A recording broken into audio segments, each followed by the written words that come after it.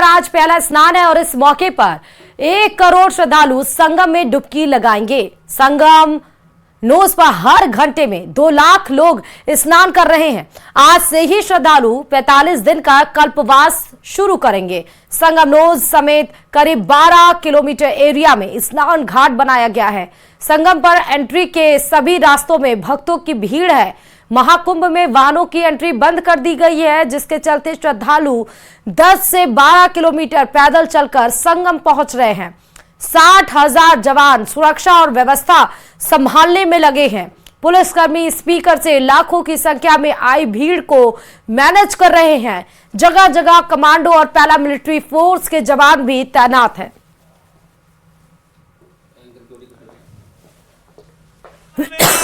योगी जी की जय हो, योगी जी की। आप देख रहे हैं कि ये सब मुख्यमंत्री योगी आदित्यनाथ की जय जयकार लगाते हुए नजर आ रहे हैं। जैसा कि अनुपम आपने देखा कि लोग सर पर कपड़ों का, वस्त्रों का बैग लेकर संगम तट पर स्नान के लिए बढ़ रहे हैं और बहुत ही इस कड़ाके की ठंड में जोश, उत्साह, आस्था, विश्वास यहाँ पर देखने को मिल रहा है। आप देख रहे हैं ये जो महाकुंभ है ये कई मायनों में अहम है, क्योंकि यहाँ देश दुनिया से तमाम लोग ऐसे पहुंच रहे हैं जो किस तरह से यहाँ पर क्राउड मैनेजमेंट किया जा रहा है उसको देखने के लिए पहुंच रहे हैं। तरह तरह के लोग, विभिन्न राज्यों के लोग। कहाँ से?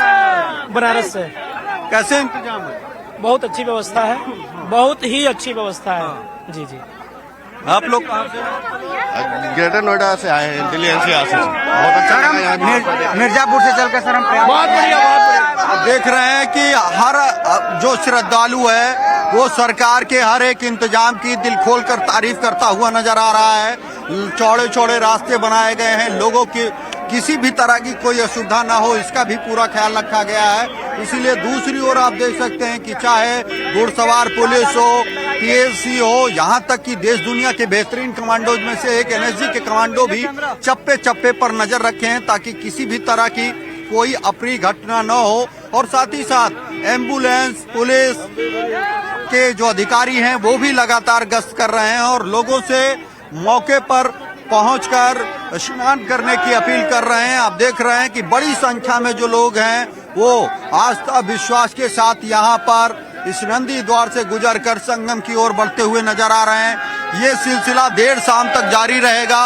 और इस दौरान कहा? हाँ भाई, बरेली से आए, बरेली। हाँ, बहुत अच्छा लगा संगम, बहुत मजा आया। हर हर भैया। देख रहे हैं कि लगातार जो योगी मोदी की जय जयकार ये लोग कुंभ में किए गए इंतजामों के बाद लगाते हुए नजर आ रहे हैं। और ये पहला दिन है, आज महाकुंभ की शुरुआत हुई है। उसके बाद ये 26 फरवरी तक महाकुंभ चलने वाला है। कल शाही स्नान, जिसे अब अमृत स्नान की संज्ञा दी गई है मकर संक्रांति के मौके पर, उसका आयोजन किया जाएगा। और इस दौरान तमाम जो लोग हैं वो यहाँ पर जो इंतजाम किए गए हैं उन्हें देखकर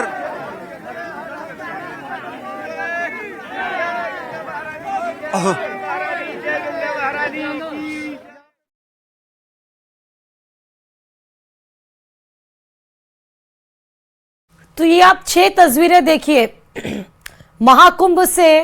ये 6 तस्वीरें अमृत स्नान के विषय में कुछ जरूरी बात भी हम आपको बताएंगे, लेकिन आप ये देखिए महाकुंभ का शुभारंभ हो चुका है। आस्था की डुबकी यहाँ पर साधु संत श्रद्धालु लगाते हुए नजर आ रहे हैं। भक्तों का जनसैलाब उमड़ता हुआ नजर आया। अमृत स्नान का आज पहला दिन है। सुरक्षा चाक चौबंद वहां पर की गई है और मेगा कवरेज इसका किया जा रहा है। अमृत स्नान के विषय में कुछ जरूरी बातें भी आपको बताते हैं। आज पहला अमृत स्नान हो रहा है, लेकिन अभी 5 और अमृत स्नान बाकी हैं।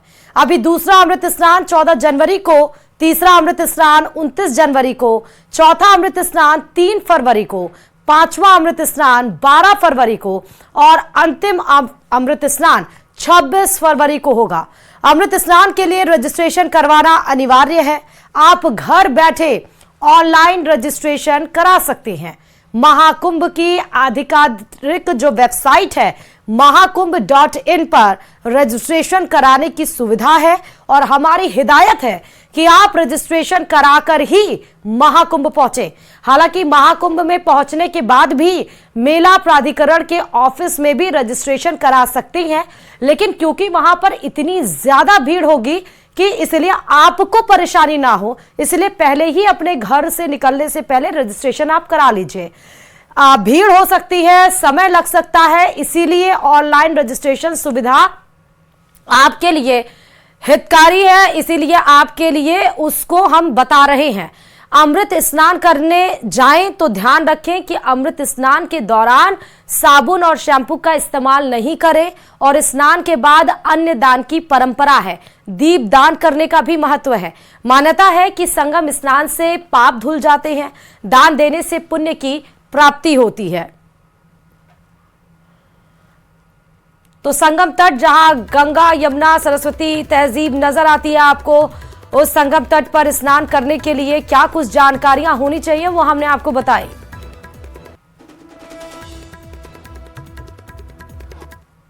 देश के कोने कोने से तमाम श्रद्धालु जो है संगम में आस्था की डुबकी लगाने के लिए पहुंच रहे हैं। इस वक्त मेरे साथ यहाँ पर आप देख पा रहे हैं जयपुर से आए श्रद्धालु हमारे साथ मौजूद हैं, जो लगातार संगीत है संगीत यहाँ पर बांसुरी से बजाते हुए क्या कहेंगे, क्या आप लोग गाना गा रहे हैं? जय श्री राम, जय श्री राम।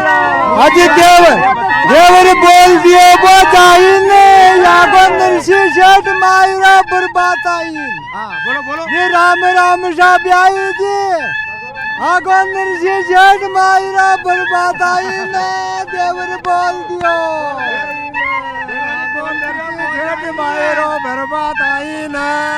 नाका दो जोड़ी का मोड़ला चाले क्यों न खेत में करे लिया थोड़ा नाका दो जोड़ी का मोड़ला चाले क्यों न खेत में करे लिया थोड़ा। ये गवा का दांडी लोग थे, बाटी खाना बाटी खाओ रे मुझे को बोलते थे। और कुछ गीत गा रहे थे आप लोग और फूंक देता डैडी लगी मुझे को तकदीर।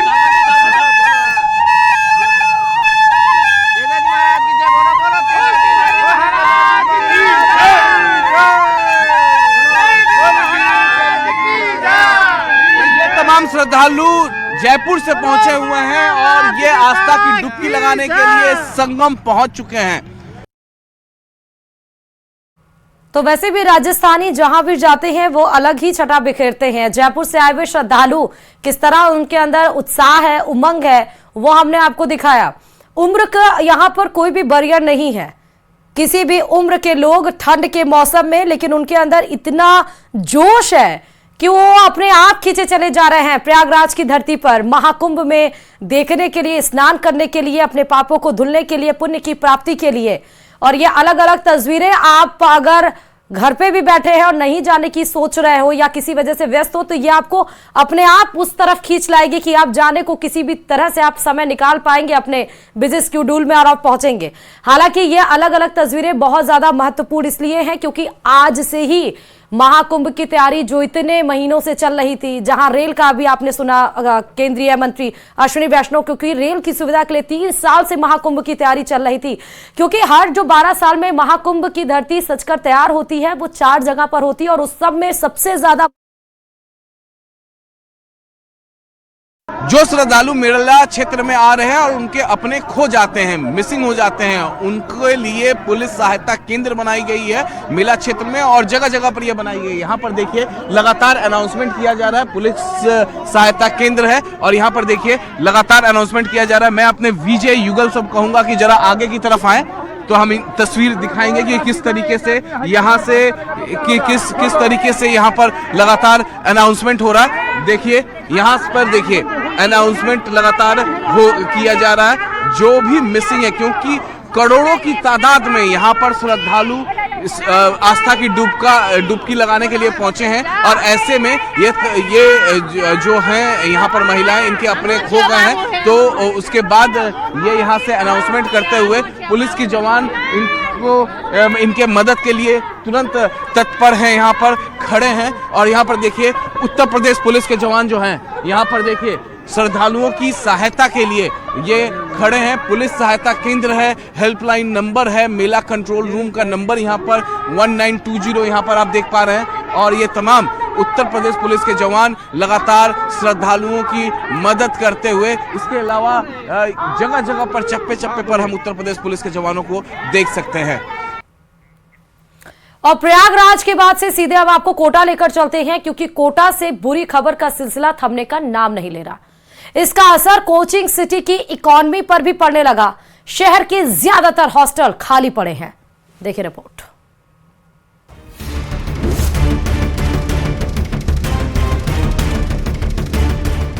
जिस तकनीक पर है इतना जोर, वो भी निकल रहा कमजोर। कोटा में एंटी हैंगिंग डिवाइस का भी निकल रहा दम। आत्महत्या की घटनाओं पर कैसे लगे लगाम? मुहिम चलाई थी कोरल पार्क के अंदर, फुल पीजी के अंदर फ्री हैंगिंग डिवाइस वगैरह बांटी थी, तो लोगों ने रुझान नहीं रखा अपना। कोटा की इकोनॉमी को इससे बिल्कुल फर्क पड़ता है और कई लोग जो है इसको जीरो कर सकते हैं।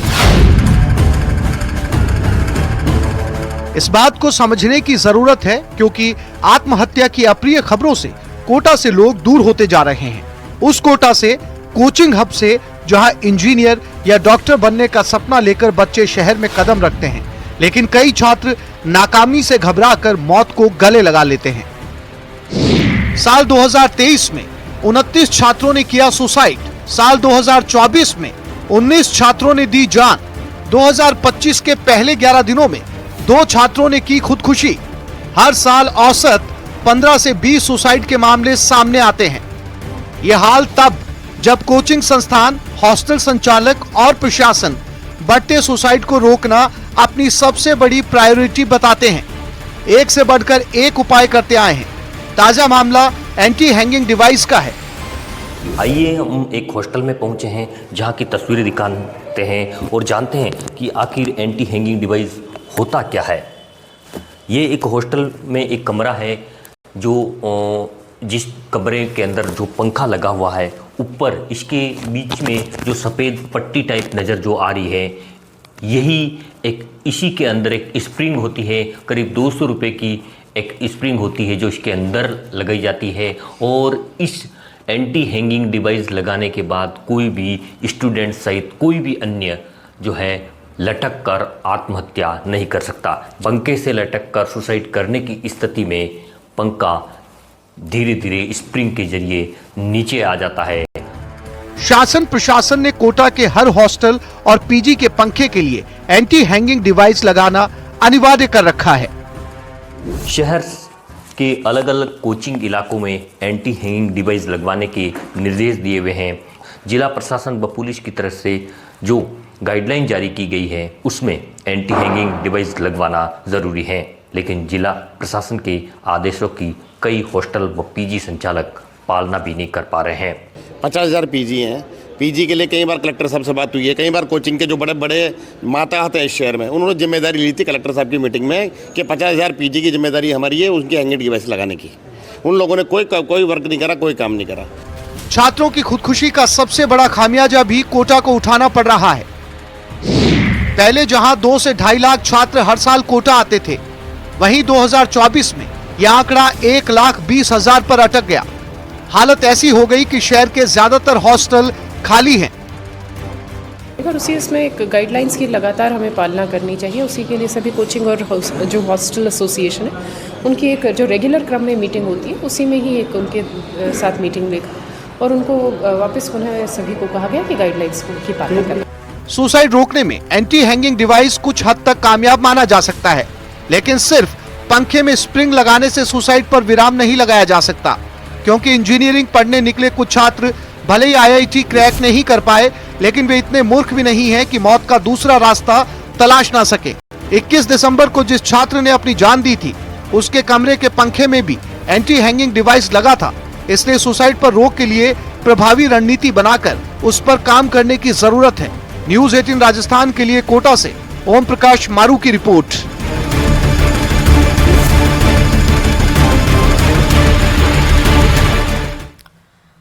पाली के एक सामुदायिक स्वास्थ्य केंद्र में जाम छलकाने का वीडियो वायरल हो रहा है, जिसके बाद ग्रामीणों ने विरोध किया तो कार्रवाई की गई। देखिए रिपोर्ट।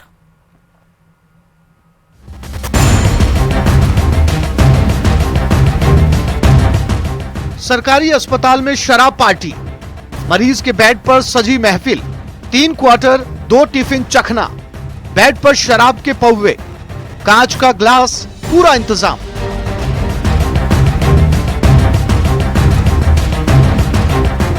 सरकारी अस्पताल में जाम छलकाया जा रहा था। मरीज के बेड पर महफिल सजी थी और 2-2 पैक नहीं बल्कि 3-3 क्वार्टर के पैक बनाए जा रहे थे।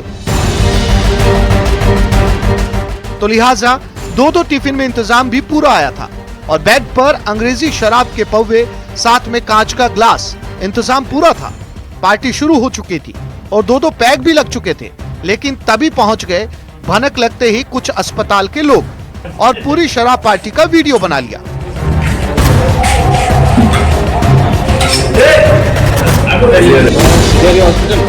ये पाली जिले के मारवाड़ जंक्शन उपखंड के सिरियारी सामुदायिक स्वास्थ्य केंद्र का हाल है। एक वार्ड बॉय और उसके साथी का शराब पीने का वीडियो वायरल हो रहा है। सूचना मिलने पर ग्रामीणों ने विरोध जताते हुए ब्लॉक सीएमएचओ को सूचित किया। चिकित्सा विभाग ने दोनों कार्मिकों का मेडिकल परीक्षण करवाया, जिसमें शराब की पुष्टि होने पर सिरियारी अस्पताल के वार्ड बॉय को एपीओ करते हुए उसका मुख्यालय पाली सीएमएचओ दफ्तर कर दिया गया है। दरअसल जिले में कई बार सरकारी दफ्तरों में शराब पार्टी के वीडियो वायरल होते आए हैं, लेकिन कार्रवाई के अभाव में इन पर लगाम नहीं लग पाती।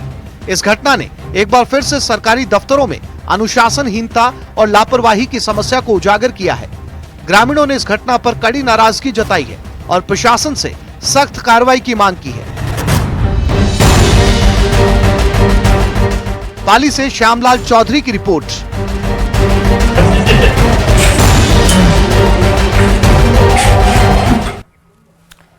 अमेरिका में कैलिफोर्निया के जंगलों में लगी आग लगातार विकराल होती जा रही है। फायर फाइटर्स की टीम लगातार आग पर काबू पाने की कोशिश कर रही है, लेकिन अभी तक आग पर काबू नहीं पाया जा सका। अरबों की संपत्ति आग में खाक हो चुकी है। वहीं इस विनाशकारी आग में 15 से ज्यादा लोगों की जान भी जा चुकी है। देखिए रिपोर्ट।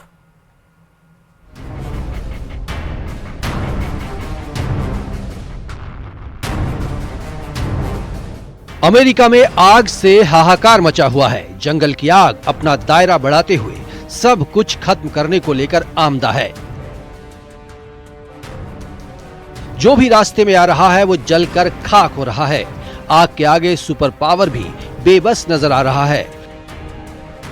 लोग जान बचाकर भाग रहे हैं। कैलिफोर्निया में जंगल से फैली आग ने ऐसा तांडव मचाया कि हर गुजरते दिन के साथ आग और विकराल रूप लेती जा रही है। अब तक 10,000 से ज्यादा इमारतें आग की चपेट में आने से पूरी तरह तबाह हो गई हैं। 15 से ज्यादा लोग अपनी जान गंवा चुके हैं।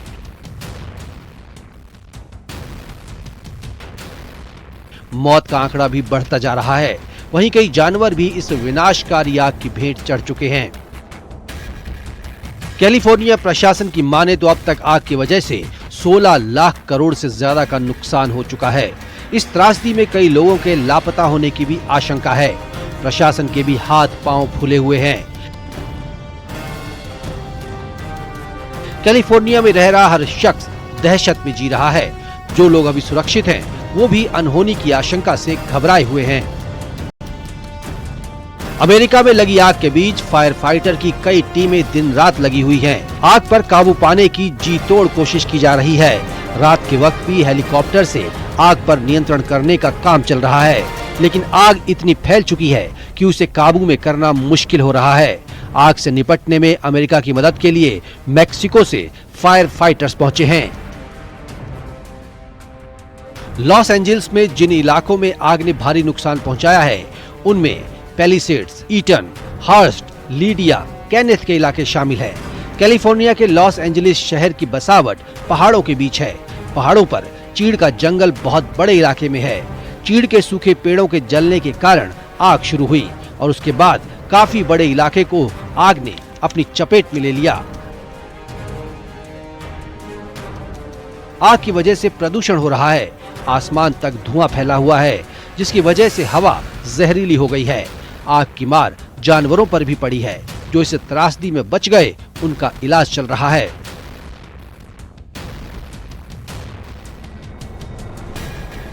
लॉस एंजलिस के इलाकों में भड़की आग ने शहर के शहर तबाह कर दिए हैं।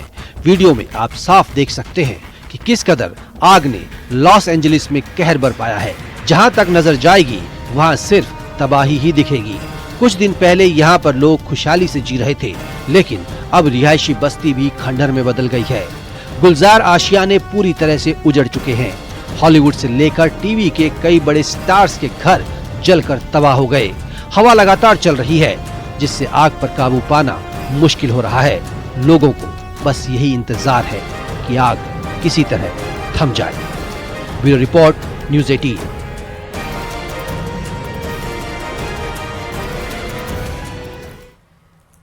प्रदेश में युवा महोत्सव का आयोजन किया गया। इस मौके पर सीएम भजनलाल शर्मा ने 13,000 से ज्यादा युवाओं को नियुक्ति पत्र सौंपे। साथ ही 31,000 करोड़ रुपए से ज्यादा के विकास कार्यों की सौगात भी दी। सीएम भजनलाल शर्मा ने कांग्रेस पर निशाना साधते हुए कहा कि जिन्होंने कुछ नहीं किया वो हमसे जवाब मांग रहे हैं। देखिए रिपोर्ट। कि आज देश इस कार्य सीएम ने बेरोजगारों को दिया बड़ा तोहफा। 13,000 युवाओं को दिया नियुक्ति पत्र। 31,000 करोड़ के विकास कार्यों की सौगात। सीएम ने कांग्रेस पर जमकर साधा निशाना। आपने इतना कुठाराघात उस किसान और मजदूर के बच्चे पर किया है, आपसे किसने मना किया था? स्वामी विवेकानंद की जयंती पर प्रदेश की भजनलाल सरकार ने युवा महोत्सव मनाया। इस मौके पर सीएम भजनलाल शर्मा ने मुख्यमंत्री रोजगार उत्सव के तहत जयपुर के बिरला ऑडिटोरियम में आयोजित राज्य स्तरीय समारोह में हजारों बेरोजगार युवाओं को बड़ा तोहफा दिया। सीएम भजनलाल ने 13,000 से ज्यादा युवाओं को सरकारी नौकरी के लिए नियुक्ति पत्र सौंपे। साथ ही उन्होंने 31,000 करोड़ रुपए से ज्यादा के कई विकास कार्यों का लोकार्पण और शिलान्यास भी किया। करोड़ों की राशि के इस मौके पर सीएम भजनलाल शर्मा ने नव नियुक्त कर्मियों से सीधा संवाद किया और उन्हें मार्गदर्शन भी प्रदान किया। मेरे पिता का नाम कैलाश चंद्र मीणा है। सूबे के मुखिया ने युवाओं को स्वामी विवेकानंद की बताई राह पर चलने की अपील भी की। जिन्होंने इस राष्ट्र को राह दिखाने का काम किया, जिन्होंने भारत की आध्यात्मिकता और संस्कृति को दुनिया में बढ़ाने का काम किया। आज ऐसे स्वामी विवेकानंद जी की जयंती को राष्ट्रीय युवा दिवस के रूप में हम मनाते हैं। साथ ही मुखिया ने कहा कि हमारी सरकार हर तरह से राजस्थान के युवाओं के संकल्प को पूरा करने के लिए तैयार है और बेरोजगार युवाओं को रोजगार देने का वादा किया, उसे पूरा करके दिखाया है। और जितने भी कि जिस तरह से उन्होंने काम किया है, निश्चित रूप से मैं गया और मैंने देखा उनके मन में जो, मेरे मन में जो श्रद्धार भाव है, मैं शब्दों में व्यक्त नहीं कर सकता। जो उनका काम और उनकी मेहनत जो मैंने वहां देखी है। हमने नई खनन नीति में 1 करोड़ नौकरियों के सृजन का लक्ष्य तय किया। इसके साथ ही हम पर्यटन और अन्य क्षेत्रों में भी हजारों नई नौकरियां पैदा करने जा रहे हैं। राजस्थान इस प्रगति के स्वर्णिम चक्र पर और इसे हमारे युवाओं को सख्ती से आगे बढ़ाया जाएगा। मैं आपसे इतना ही कहना चाहता हूं, हमने एक नया पोर्टल भी हम चालू कर रहे हैं। कामनाओं का प्रतिरूप। सीएम भजनलाल शर्मा ने कांग्रेस पर निशाना साधते हुए कहा कि जिन्होंने कुछ नहीं किया वो हमसे जवाब मांग रहे हैं। आपको तो राजस्थान की जनता से माफी मांगनी चाहिए। पिछली सरकार ने युवाओं के साथ कुठाराघात किया है। मैं आपसे एक पूछना चाहता हूं, जो बात करते हैं उनसे जरा एक बात तो आप पूछ लीजिएगा, क्या ये हमारे 1 साल की वैकेंसी है? क्या जो हमने अभी निकाल रहे हैं वो हमारे 1 साल की वैकेंसी है क्या? किसने मना किया था? आपने इतना कुठाराघात उस किसान और मजदूर के बच्चे पर किया है, आपसे किसने मना किया था? अब तक सूबे की सरकार को कांग्रेस कमतर बताने की कोशिश करती आई है, लेकिन अब सूबे के मुखिया भी कांग्रेस को उसी की भाषा में जवाब देने लगे हैं। साथ ही आयोजन बीजेपी सरकार की युवा सशक्तिकरण की दिशा में एक महत्वपूर्ण कदम है। जिसका उद्देश्य न केवल रोजगार के अवसर प्रदान करना है बल्कि युवाओं को आत्मनिर्भर बनाने की दिशा में एक सार्थक प्रयास है। इस पहल से प्रदेश के युवाओं का मनोबल बढ़ेगा और उन्हें अपने करियर में आगे बढ़ने का एक मजबूत मंच मिलेगा। न्यूज़ 18 राजस्थान के लिए जयपुर से महिमा जैन की रिपोर्ट।